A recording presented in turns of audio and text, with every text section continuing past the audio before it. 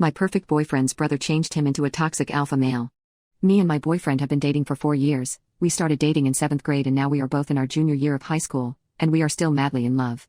Ever since I knew him, he has always been the same funny, kind and morally obligated person. He would always do volunteer work, and was the president of our class every single year since the start of high school.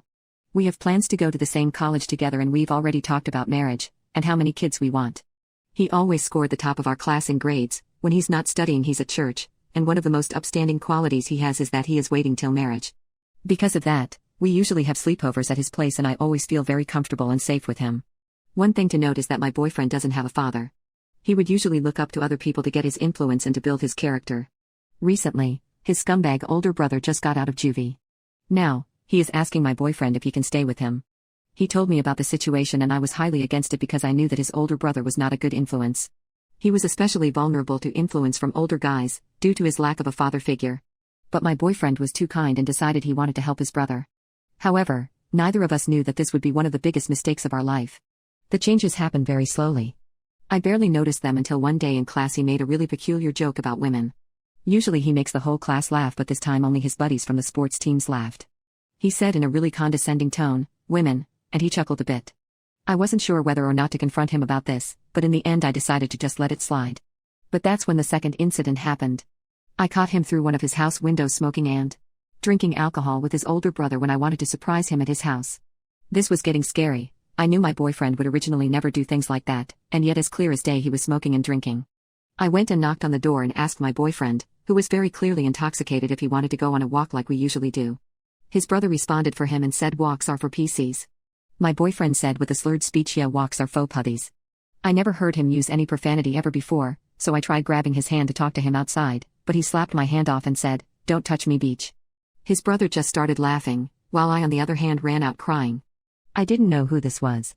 I started avoiding him for 2 days, despite the fact that he was blowing up my phone with apologies, and even at school he tried desperately to talk to me. Finally, I gave in and decided to listen to his part of the story. He was saying how it was all his brother's fault and that he deserved a second chance. I agreed, and over the next week his act started to pick up.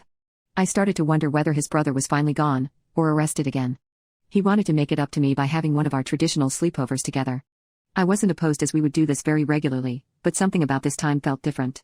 I saw that his brother's car wasn't in the garage, which was a good sign. Towards late at night when we were both lying in bed just chatting, he said he had to go to the bathroom. And I knew it was wrong, but I decided to go through his phone. I clicked on the chat between him and his brother, and I was horrified at what I saw. His brother's most recent message was, "Have you effed her yet?" To which he replied, "Not yet, but when she falls asleep it's game over." I heard his footsteps and just threw his phone down. I laid there completely frozen, looking at his fake smile. That's when I decided I had enough. I confronted him about everything that's happened, and he told me that he was just trying out new things and living his life. He then confessed to me that he didn't want to wait till marriage anymore and that he and were going to do it now. I obviously refused, but then he pulled down his pants and said, "You know you want this." That's when I kicked him in the nuts and ran off. He didn't even bother chasing after me. The following days at school were awful.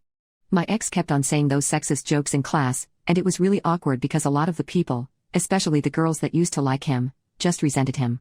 I decided to get my revenge. This all started with his delinquent brother, so I knew he had to go. I created a plan and it worked out.